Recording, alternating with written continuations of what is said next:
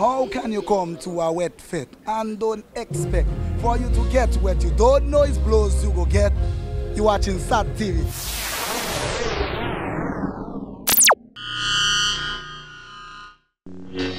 Bring out the reading, SAT Telecoms.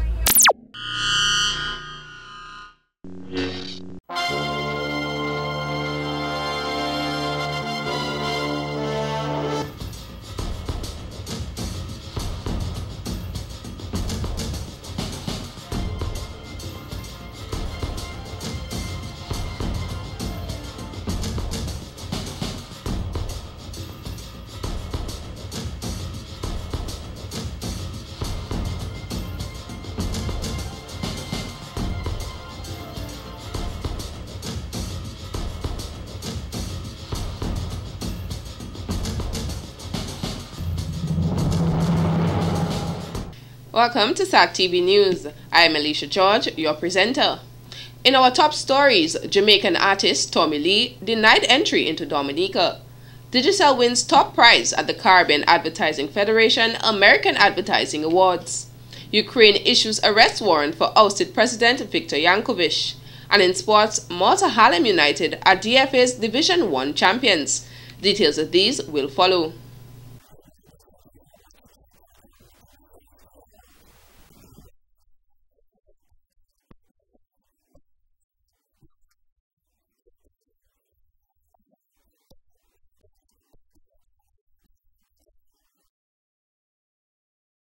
You're watching SAT Telecoms.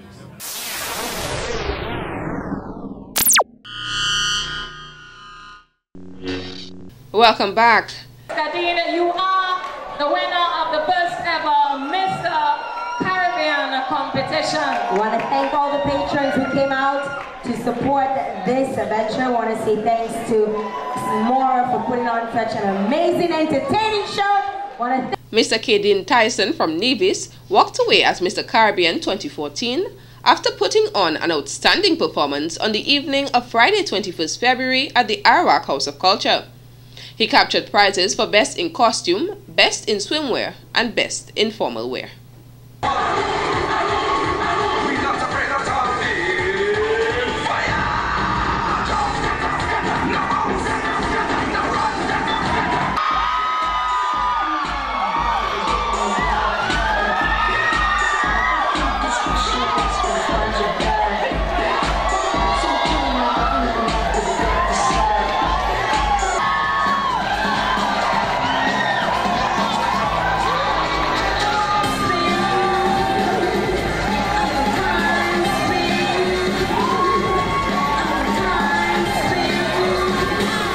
He took home a BlackBerry 9720, a trophy, and $3,000.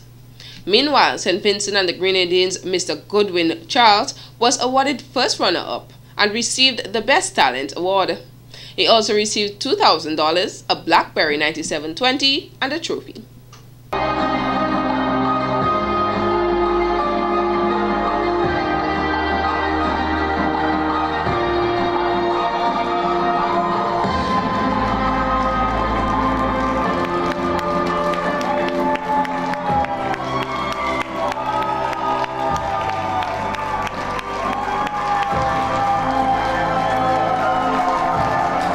Second runner-up went to Mr. Ronnie Morris of Barbados with Best Interview. He received $1,000. Good evening, ladies and gentlemen. My name is Ronnie Morris, and I am the proud representative of the beautiful island of Barbados. Thank you for hosting us in the beautiful country of Dominica. Ladies and gentlemen, I stand before you at 34 years of age. I am by far the eldest contestant and some 15 years senior to the youngest contestant here this evening. In the Caribbean, we teach values, and one of those values is the respect for our elders. Ladies and gentlemen, I invite you to sit back, relax, and witness as this contestant teaches these young men a father's correction. 7 Caribbean countries participated in the inaugural show, including Dominica, which was represented by Mr. Yannick James. In related stories, organizer and producer of the Mr. Caribbean competition, Mrs. Marie Antoinette Mora, is appealing to Dominicans to change their mindsets and to stop stifling the creative talents and expression of young persons. Mrs. Antoinette Mora, in a very moving piece of literature, condemned the portrayal of the pageantry being an event for homosexuals. She noted that it was very difficult to obtain sponsorship for the staging of the event because of the negativity surrounding it. I've learned that the words pageant and swimwear have a feminine gender. How we are socialized, I sometimes have to wonder. I've learned that we stifle creativity, talent, and expression of our young men, and then we wonder why there's crime, delinquency, truancy, and mayhem. I've learned that a great idea is not even good if someone in authority isn't in the mood. She voiced her disappointment with a decision by the University of the West Indies Open Campus and other institutions for higher education not to issue a scholarship to the winner of the pageant. I believe that I'm a great salesperson, but I admit I'm not a good beggar. But I begged and I begged, but you can only beg so much. Lessons learned. I've learned that according to UE, these young men of the Caribbean aren't worthy of a scholarship from our regional institution. After looking internally first, I then looked externally, and I learned that while they were at first eager to assist at Monroe, the man on the ground told them, "No boy, do not support that gay show." And when I wrote to CARICOM pleading for a scholarship as a prize, I didn't even get the courtesy of a response. They didn't think it worthwhile. I can only surmise. I've learned that amidst all the strife, ignorance is rife, and we frown upon that which we don't understand, whether a disability or way of life. Subsequent to his crowning, Mr. Caribbean 2014 Nevis native Caden Tyson was reported to have said that he is not gay, relegating the stigma that is associated with the pageantry. However, despite the negative atmosphere about the show, it was considered an overall success.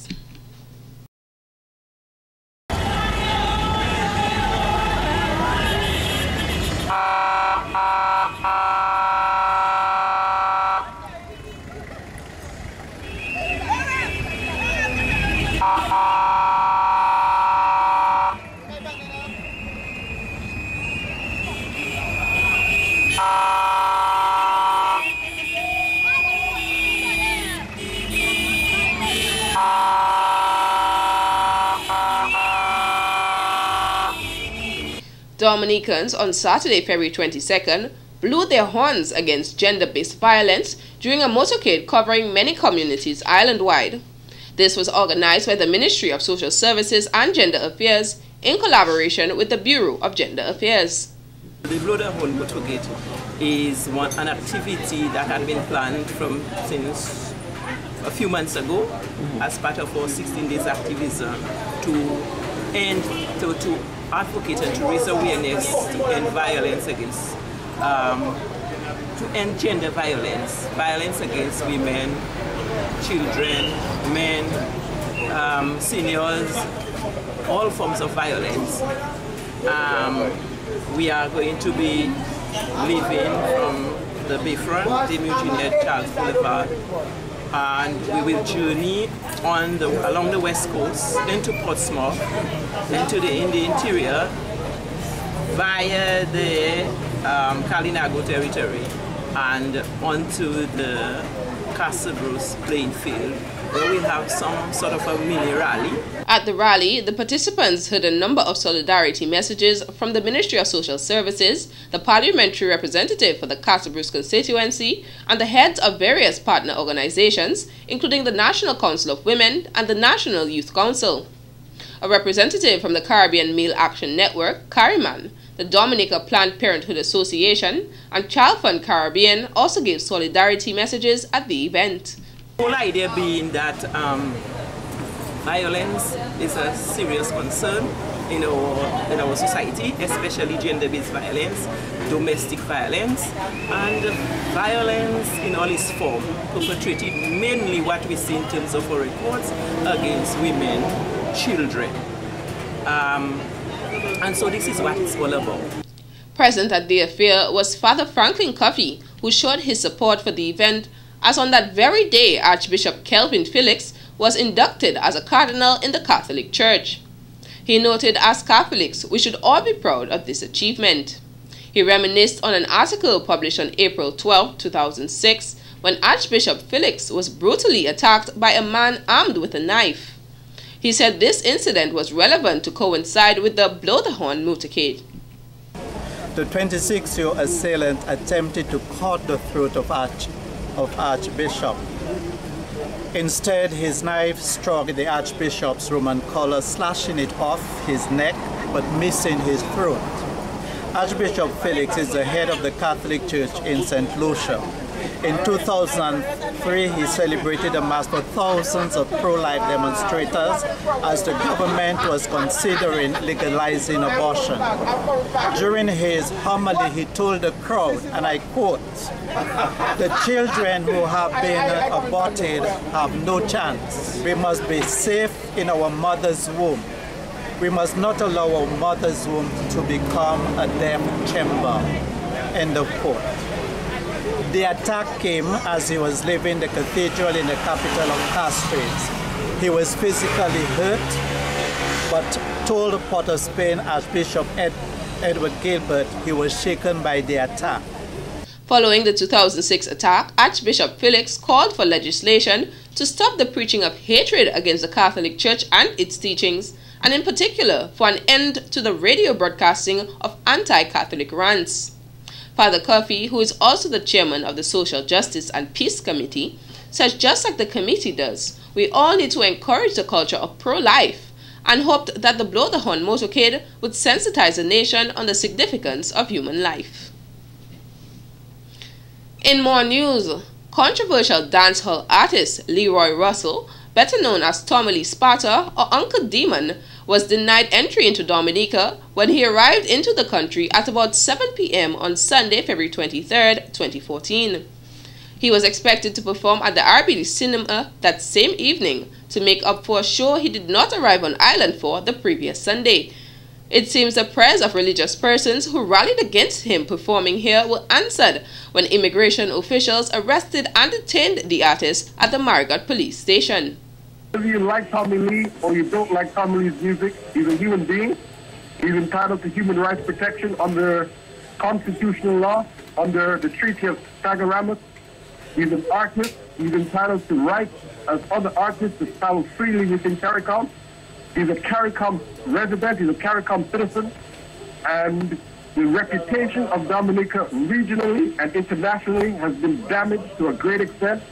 Mr. Douglas stated Dominica's image as a result of this incident will suffer. He noted Tommy Lee and his entourage only refused going back to the aircraft when they landed as they were not given any documents for not being accepted into the country. Mr. Douglas added one cannot be deported without receiving access to a lawyer or without given a reason for their detention and deportation. None of these procedures were followed. The implications are far-reaching, so this is the tip of the iceberg. And we cannot allow our beautiful country, Dominica, to behave in a manner like that without condemning that and without taking serious action against those responsible. Attorney at law Tiani V. Hansen, who has been trying to secure legal representation for Tommy Lee, said the artist was expected to be deported on the afternoon of Monday, February 24, 2014, but no information has been received. You would have a massive claim for damages from the promoters of the show. You would have claims for Mr. Tommy Lee himself. I mean, I have been in discussion with his management team. They have already instructed lawyers in Jamaica to prepare a CCJ case for damages because the issue with Tommy Lee's denial of entry to Dominica falls under the Treaty of Sagaramas, and those provisions are decided and taken care of by the CCJ. So there's that going on. There's also constitutional breaches which we will file today. In addition to that, we will attempt to also stop the deportation this afternoon. So there's a lot of implications, but also regionally there's a problem. You have a regional implication, you have national implication, and you also have a problem with the arts. I mean, Jamaican artists are now on the radios in Jamaica considering a cut of Dominica. That means they will not come to any of our shows unless the government apologizes for this action. And so it's a serious diplomatic problem. Tommy Lee, who was disappointed by the unfortunate turn of events, tweeted that he is a CARICOM citizen and his lawyer, referring to Tiani Bihanzin, will deal with this right away. Reports are that a number of Tommy Lee fans, in addition to local artists who had to perform at the show, gathered outside the Marigot police station. When contacted, a police officer instructed SAT TV to call the police public relations officer, Inspector John Carbon, for comment. However, at press time, efforts to contact him proved futile. In other stories, it takes one to lead. That sentiment was displayed in its true form on Saturday, February 22nd, when Venezuelan living here in Dominica, Ms. Sandra Viva, took it upon herself to protest the media blackout of the ongoing protest in Venezuela. She noted the situation is chaotic, with several protests taking place all over the country. The National Guards that are supposed to defend the rights of all Venezuelans are actually scaring the people by shooting bullets, in some cases even shooting innocent people. There are many reports of wounded people, and the world still doesn't know. I know that Dominica has a lot of interest in Venezuelan, believing Venezuelan government is telling the truth, but the truth is that they are not telling the truth. The human rights are being violated as I speak right now. I don't know right now if my mother is being gassed for her human right to protest what's going on. I don't know if friends of mine are being killed as we speak, because right now there is a massive protest in Venezuela. There is a lot going on that is not being shown anywhere. CNN was kicked out of Venezuela for showing what was really going on. She said the National Guard has been taking the equipment of reporters to prevent them from broadcasting the true images and video of the protest in Venezuela. Ms. Vivaz says students are being tortured and imprisoned, and 5 deaths have been confirmed. But what is disheartening, she noted, is that the government has said only 1 will be investigated. And Miss Turismo was, she was just killed, and they're saying it's our people. They are the ones who have the weapons. They are the ones who have the arms. The government has armed these paramilitary groups that are right now killing students, scaring people so they don't go out and protest. Those that don't go out to protest is because they're being scared as we speak with weapons that belong actually to the army. And all of this can only be seen by tweet and Facebook because no media is showing anything at all. According to Ms. Vivas, President Maduro's administration is trying all in its power to ensure the dire situation in Venezuela is not being reported for the world to see. She said the government is blaming the opposition for causing riots and starting the unrest, but citizens of the country are protesting against the corrupt government. The protester noted the government needs to disarm the paramilitary groups in the country and free the dollar so there is less scarcity of food and medicine. People are not just dying because of the cruel violence. They are also dying because they don't have even insulin for diabetes. They don't have the cholesterol pill to lower cholesterol. And all of that you cannot really record it. There's no data that, except for the 25,000 killings of last year in 2013. All of the sudden we have this huge mass of security enforcers stopping the protest. And where are they when we need to stop the crime? Where were they? What happened with them? How come why do you think people are not afraid of going to the streets and being gassed? Why? Because they risk their life every day. Even if they go to the supermarket, they risk their lives. So they are not scared anymore, and that's why they are protesting. She noted the government has shut down the internet in Venezuela and has threatened to shut off electricity so no one can communicate with the outside world. Ms. Vivas added there is no medicine or food available in the country, leaving many hungry, and in the words of Bob Marley, a hungry man is an angry man. Which do you think is harder, being a mother or a father? I do not think that anyone's job should be more difficult than the other. It is the right, the role and the responsibility of the parent to share the responsibilities equally. However, it appears in society today that it is acceptable for a mom to raise a child all alone. Hence the reason why I do believe it is much more difficult for a mother, especially a single mother, to raise a child on her own. Thank you. Ms. Heather Vidal of Portsmouth was over the weekend crowned Carnival Mother Queen 2014 at the Arak House of Culture on Saturday, February 22nd.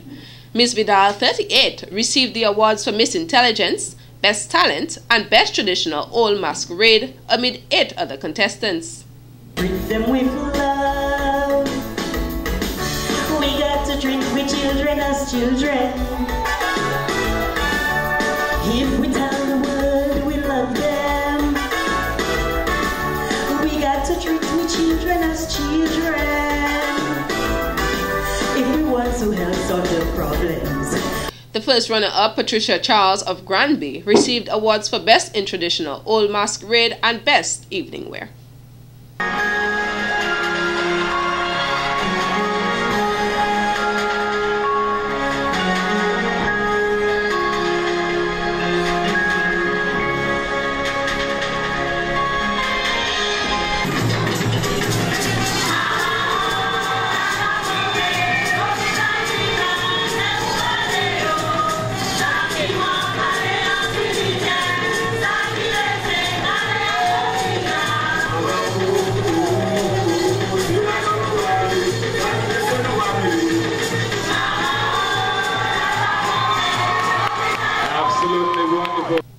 Tariq Joseph of Canefield won second runner-up and received the awards for Best Swimwear, Best in Swimwear, Best in Evening Wear, Miss Elegance, and Miss Photogenic.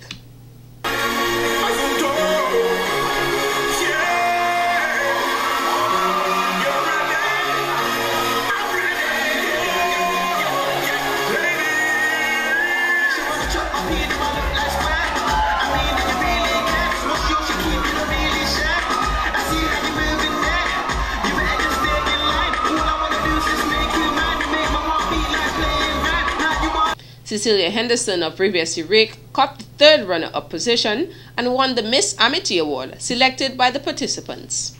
Other participants included Vanessa Louisi of Point Michel, Teresa Bruno of Canefield, Jasmine Joseph of Maho, and Ezra George of Bath Estate. The first Carnival Mother Queen show took place in 2013 and was won by Miss Krishma Victor of Salisbury. In related news, on Saturday 22nd February, the community of Maho held its official carnival opening ceremony at the Zaman Beach Park in Belfast. Honorable Rayburn Blackmore, parliamentary representative for the Maho constituency, gave the official remarks declaring the opening of carnival in Maho. He noted that this year should not be an exception to the community's peaceful way of playing mass. And I hope that WCK can play the best of music for you in the most peaceful environment. As we are accustomed of doing in Maho throughout the carnival, it's sort of a peaceful carnival, and I hope this year is not an exception. The minister said it is expected that the Carnival Monday and Tuesday celebrations will be jam-packed events.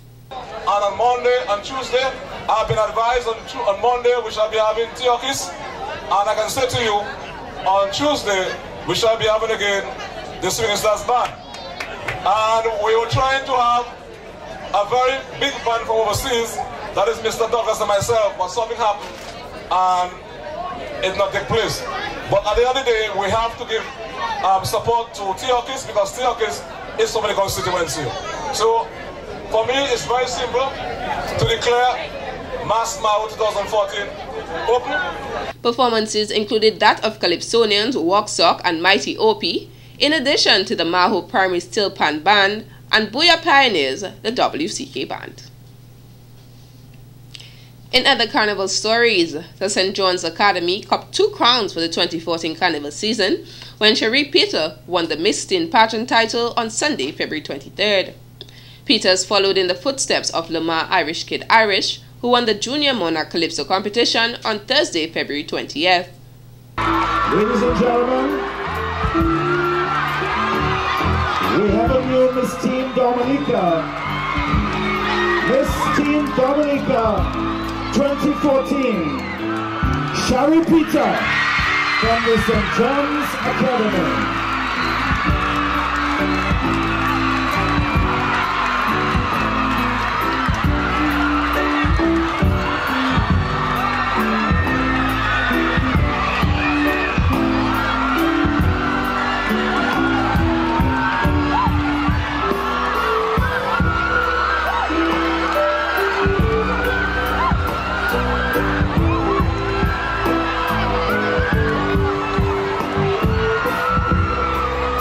To thank the Almighty Father for the gifts and blessings He has bestowed on us.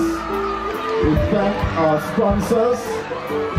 We thank the management of the stadium, the GFC and Discover Dominica Authority and Gator Sounds.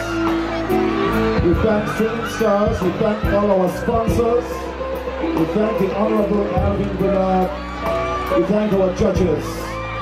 We thank the secondary schools, principals, teachers, and our contestants. Miss Peter won the awards for Best Evening Wear, Best in Evening Wear, Best Spectacular Creation, and Best Response to Question. Miss Dana Peltier of the Convent High School, who won the award for Best Speech, was the first runner-up.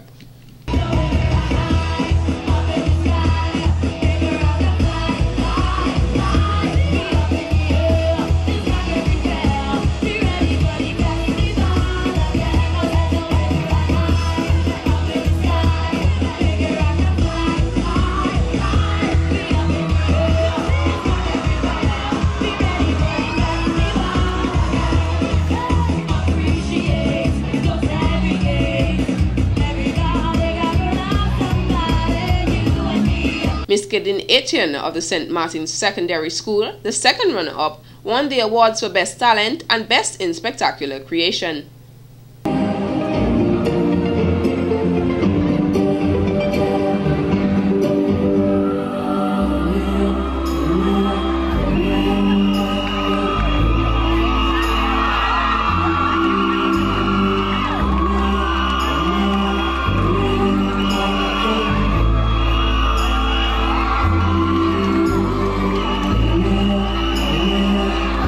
Natasha Lura of the Dominica Grammar School placed third runner-up.